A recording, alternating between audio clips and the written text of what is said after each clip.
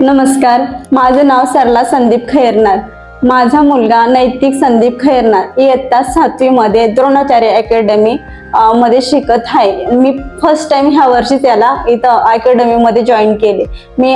आम्ही प्रॉपर नाशिकचे आणि नाशिक मध्ये म्हणजे जेव्हा फर्स्ट टाइम मी इकडे नैतिकला आणलं तर मला स्कूलचं नेम पण मला काही माहित नव्हतं, कुठं टाकायचं काय, मला काही आयडिया पण नव्हती त्याबाबत।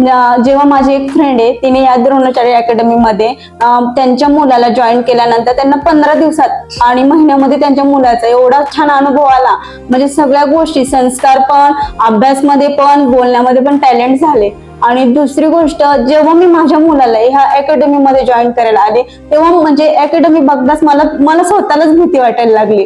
तर अकॅडमी हे म्हणजे फर्स्ट टाइम मी त्याला इथं आणल्यामुळे मी पण घाबरायला लागले। अकॅडमी ही म्हणजे मला पण काही माहित नव्हतं, पण जेव्हा अकॅडमीचं नाव मी म्हणजे चौकात पण ऐकलं होतं श्रीरामनगर मध्ये, परत त्या माझ्या फ्रेंडने पण मला सांगितलं असं द्रोणाचार्य अकॅडमी खूप छान आहे, म्हणून मी माझ्या मुलाला इथं आणलं अकॅडमी। 15 दिवसातच माझा मुलगा, मला त्याच्याबद्दल काही अनुभव नव्हता। आणि दुसरी गोष्ट म्हणजे मुलाबद्दल सांगावं काय, मला त्याचं म्हणजे शिक्षण पण माहित नव्हतं, त्याचा कसा अभ्यास चाललाय काय चाललाय, कारण की तो माझ्याकडे नव्हताच। माझ्या मम्मीने त्याला लहानच्या मोठं केलंय, मला मिस्टर नसल्यामुळे त्याला पप्पांचंही प्रेम भेटलं नाही, पण ह्या द्रोणाचार्य अकॅडमीने तर त्याला आईचंही प्रेम आणि बापाचंही प्रेम दिलंय। आणि द्रोणाचार्य अकॅडमी म्हटल्यावर म्हणजे बऱ्याच लोकांच्या तोंडाने ऐकलं पण आहे द्रोणाचार्य अकॅडमी खूप छान आहे, पण त्याच्यानंतर अतुल सरांचं नाव पण म्हणजे सगळीकडे गाजलेलं आहे। म्हणजे अतुल सरांचं नाव घेतल्यानंतर म्हणजे सगळेच म्हणतात ते अतुल सरांची अकॅडमी द्रोणाचार्य तर खूप छान आहे। आणि म्हणजे त्यांनी एवढं संस्कार लावले माझ्या मुलाला, आणि अभ्यास कर म्हणून हे मला सांगायची गरज पण येत नाही।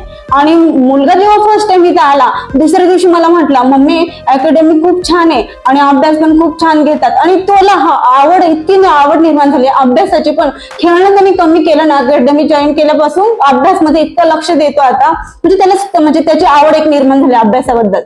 आणि दुसरी गोष्ट आहे ना, म्हणजे मुलाला मला कुठली गोष्ट सांगायची वेळ आली नाही। घरी जर मी गेली, मी पण एक जॉब करते MSCB मध्ये, तर मी घरी गेल्यानंतर जेव्हा मी दरवाजा खोलला तर मुलांनी मला म्हणजे दिवाबत्ती केलेली दिसती घरामध्ये।